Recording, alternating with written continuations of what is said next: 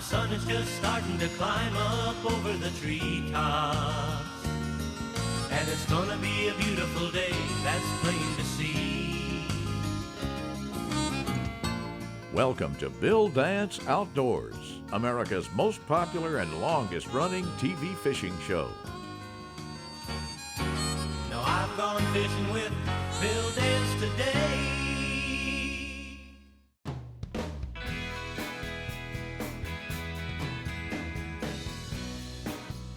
Here it comes, and there it goes.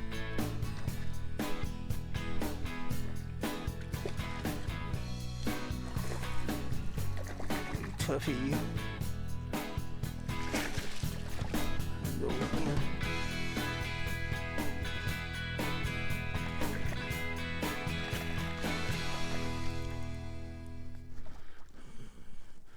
Woo! Gotta come back here.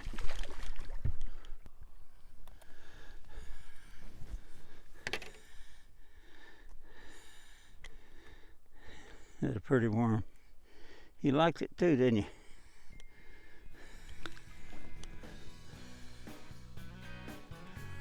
Pretty fish too. Watch him go right. No, he didn't go back about on the boat. I figured he would. Like I've said so many times, what makes bass fishing so special is a multitude of ways that you can catch them. Now, many of today's hot new techniques for bass were spawned from methods used to catch other fresh and saltwater species. Some of them came from foreign waters to American waters, while others have simply been refined to receive a lot of publicity due to the fact they catch fish, and lots of them. Take this one here. It's a system called drop shotting. The basic rig includes a quality ball bearing swivel to prevent line twists, a variety of sinker types to fit individual preferences, a hook, and a soft plastic lure, mostly finesse style bait like a tube, grub, crawfish, worm, or lizard. Now the rig we're using is made by Gamakatsu. It's called a swivel shot rig, and it works great. It minimizes line twists, allows for easy change weights, and has an offset 2/0 point octopus hook for a solid hookup. Drop shotting is nothing really new. It's just a new name for a tactic that's been around for quite some time. It's been used primarily by saltwater bottom fishermen, catfish, crappie, and bluegill anglers, as well as walleye guys pursuing finicky fish suspended off of the bottom. Now, Japanese bass fishermen started using this method many years ago, and back in the mid-70s, it was detailed in a popular fishing magazine. There he goes.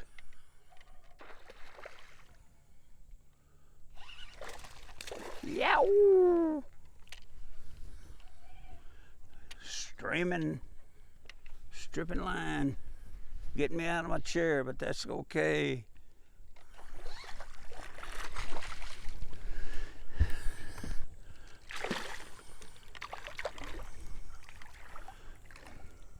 That little old thing is just short-bodied and fat. Okay, that's what. No, yeah. Bulldogging it. See how that little hook holds? Look at it down in there. I'm impressed with that little hook. Does a good job.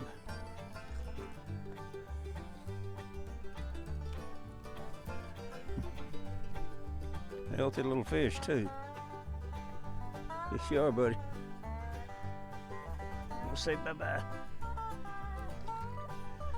Look at my worm floating out there. Come on back here. There it is.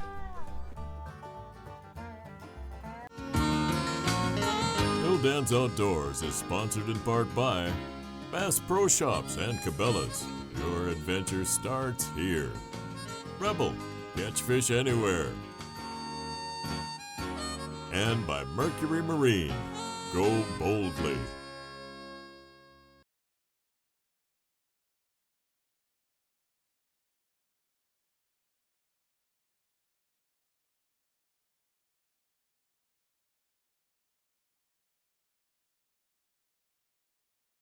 Today's conditions log is brought to you by Mercury Marine.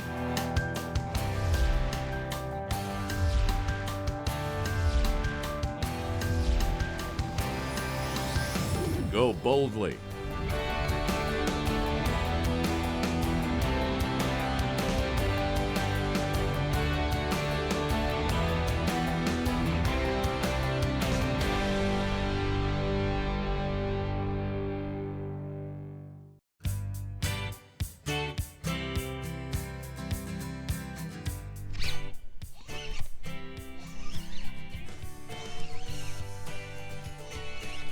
Where it's heading.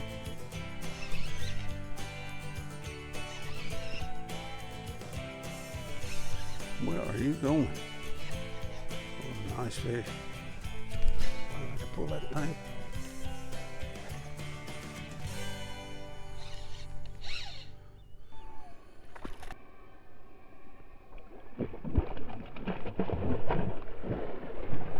Ooh!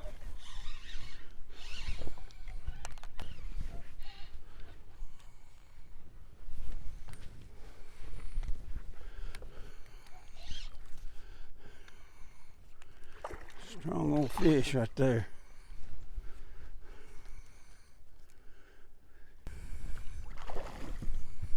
I don't think so.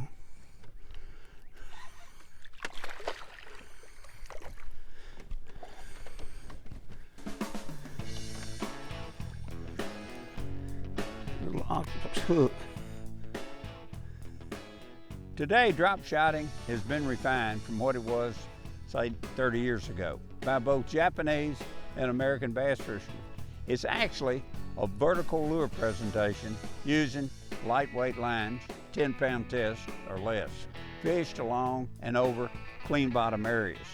A soft plastic bait is used, mostly a finesse style bait, which is either nosed or tail hooked, depending on the lure, with a small wide gap hook, and a sinker is placed at the bottom of your line anywhere from 1 to 4 feet below the hook and the lure, depending on the cover or how you want to do it. That's just personal preference.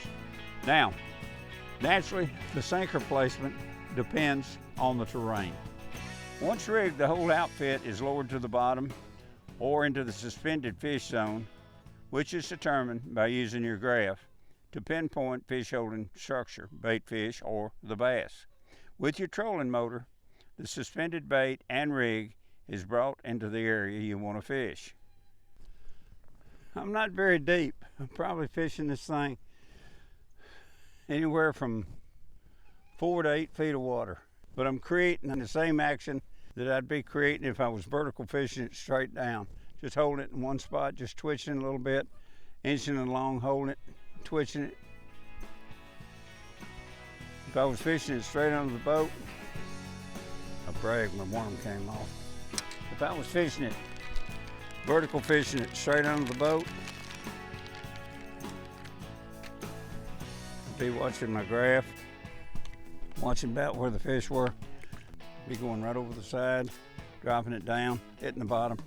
I'd be just jigging it, working it just like that. It'd be kind of,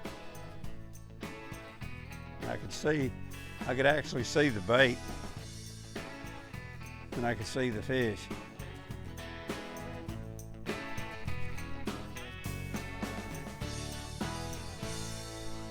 Got a fish, yes.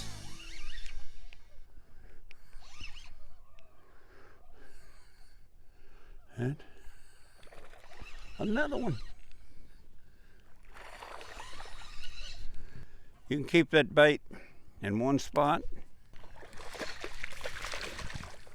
for as long as you want, and just sits there and just teases them. They can't stand it. How are you this morning? You doing okay? Could have swam to the other end of the lake and never got no.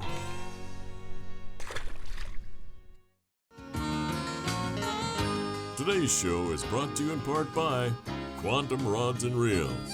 Quantum, performance tune. Mystic Lubricants, lubrication domination. And Tracker Boats, fish the finest.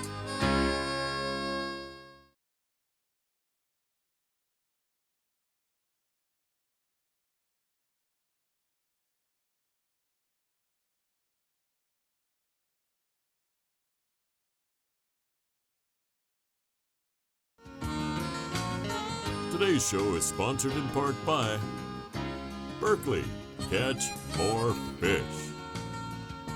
Bill Dance exclusive rods by Quantum. And by Garmin. Bite your fish, not your fish finder. Today's equipment log is brought to you in part by Gamakatsu, because the fish of a lifetime only comes once in a lifetime.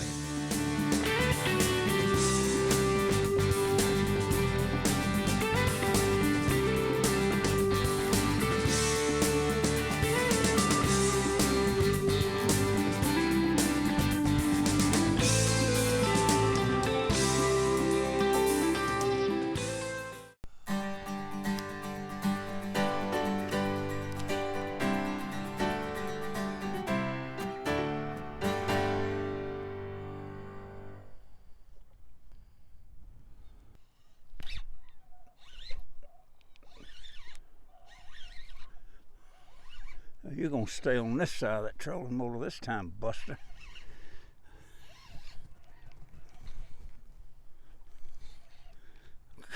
The strongest little fish.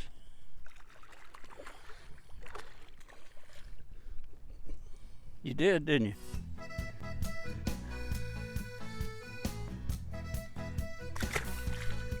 You know, as far as the presentation goes, slight action to the lure is best, with soft, gentle twitches, or simply a quivering of the rod tip. You know, a soft tip action is normally better than a stiff tip action, simply because the softer tip rod will add more of a natural action to your lure. Many bass fishermen prefer to tie the hook directly to the line at right angles without using a swivel, because they believe this affects the hook set in soft biting fish. Other anglers prefer to use a ball bearing swivel because if they use their trolling motor to probe deep water in a hurry, or fish move in water, or where there's a wind current, line twists may ruin their presentation when using monofilament. What you use is really up to you. You gotta experiment. When using a braided line, you're better off using a swivel simply because it's difficult to tie direct to a monofilament leader. That's why I like using what I'm using today, the Gamakatsu Swivel Shot.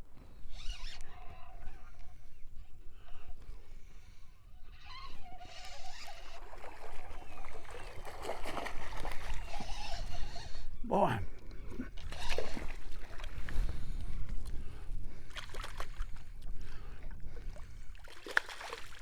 Yes, sir.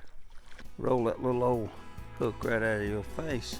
Got my worm, but that's okay. Let's spend a minute and discuss the knot and hook. Most avid drop shotters tie to their hook with them. And what they do, they use a Palomar knot. And this is done before you add your sinker. A Palomar is tied in this fashion because it allows the hook to lay at right angles to the line. Now, many anglers believe this improves better hook sets in soft biting fish. As we all know, suspended fish like bass are among the toughest to catch. Usually, you'll have to be very patient and tease them into hitting. Times like these are when the soft bites usually occur. The key to catching these light nibblers is always being alert to where your lure is, what it's doing, and most importantly, you gotta constantly be able to feel it. This is where a high-tech braided line can really make a difference. You'll be able to detect those real light bites and impart better action, especially in deep water, but in shallow water too. You know, we got a little wind now, and sometimes you get a bow in your line. You can detect those little old little ticks, and that's what they're doing. They're just coming up and just going tick when they hit that thing. By using a low stretch line like the type I'm using today. I'm using Stren Super Braid, and this is 30 pound braid, but it's got an 8-pound mono diameter. Braided line has practically no stretch and nothing compares with its sensitivity, but braided line is seen easier by the fish than monofilament, especially in clear water. So to help eliminate this, it's smart to use fluorocarbon leader. Fluorocarbon is nearly invisible, which allows you to go up in line size. For example, from 8-pound mono to 10-pound fluorocarbon. The Bill Dance Question and Answer of the Week is brought to you by Bill Dance Exclusive Rods by Quantum. Whether you're fishing for panfish, bass, catfish, or light saltwater, we have an action for you. Available at Bass Pro Shops and Cabela's. Spider rigging continues to become an increasingly popular way to fish, and Millennium has anglers covered with the R100 Rod Holders. Made of anodized aluminum, the crossbar will easily accommodate 4 rod heads. Rod adjustments are easy, smooth, and secure with no tools needed. It's adjustable from 12 to 20 inches, and crossbars and rod holders allow for 360-degree rotation. In addition to spider rigging, these rod holders are great for long lining and pulling crankbaits.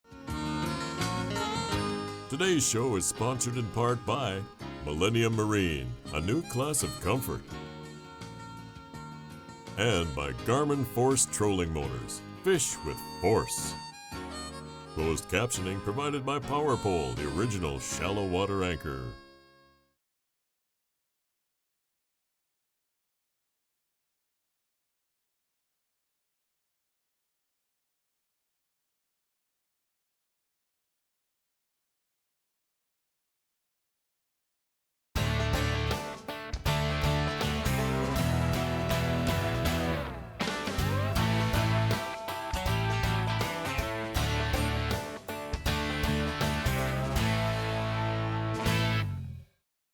Today's product tip is brought to you by Garmin and their GPS map series with advanced sonar technology like Chirp and exclusive Panoptix all-seeing sonar. You'll spend less time finding your fish.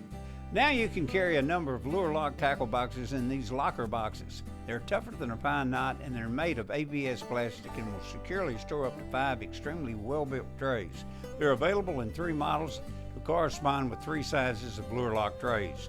This new case organizer system is handier than a pocket on a shirt and easily hangs on the wall for vertical storage. You're going to love them. I certainly do. Come be a part of Bill Dance Digital. Join us on Facebook, Instagram, Twitter, and YouTube. Follow us.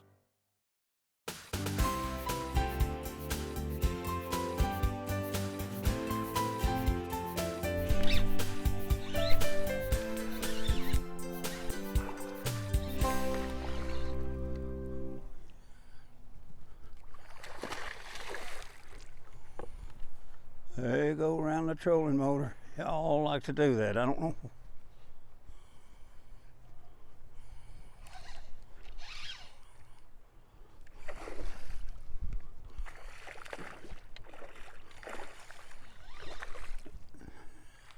Got a pretty baby right there. Yes, you are. There we go.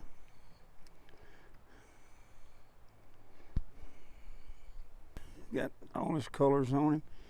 Looks real pretty. Gonna say goodbye to you. Woo! These are colorful little worms. They're kind of a purple. They're brown and purple. Got purple on the back and brown, and they've got some blue in them, but and a little reddish look, but they appear to be more purple and brown, kind of a purple look. When it comes to the type sinker you use, many anglers use a bell weight. Some prefer a slip sinker, while others prefer to use nothing but a split shot. My choice is Bass Pro Shops drop shot sinker, simply because there are times when I slowly jig this rig just off of the bottom and find this sinker works exceptionally well, either vertically fishing it or casting it like I am today. Regardless of the sinker you choose, it's important to remember too light a weight will affect both your feel and the action of your lure. This is something else you need to experiment with. Wind, depth, and current will often be the deciding factor. Here's another little tip that'll help you with drop shotting. Having a bow-mounted graph with a transducer mounted on your trolling motor, or one with a built-in transducer, offers a great advantage. It will allow you to keep your boat bow directly over the fish or structure you're fishing. Or, if you're casting to them, it will allow you to maintain the current depth.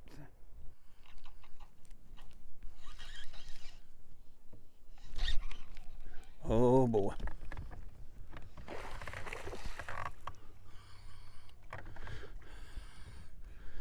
Heading for deep water.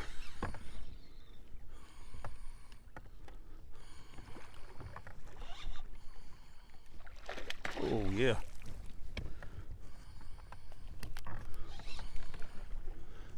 Ooh, way. Strip it. Strip it. Great day. Boy, you ought to, you'd know. There it is. I'm telling you, that's a good, doggone good little hook, brother. Yes, he did. Phew! He folded my little pole up. See ya. Get on back down there. Eat you another bowl of whatever you ate. Drop shotting is a technique you probably wouldn't use every time you go fishing. But I've learned that under certain situations, especially when the fish are very inactive, suspended or hugging the bottom, it's a powerful option that works to your advantage. Until the lines cross again, catch one for me. Now I've gone fishing with Bill Dance today.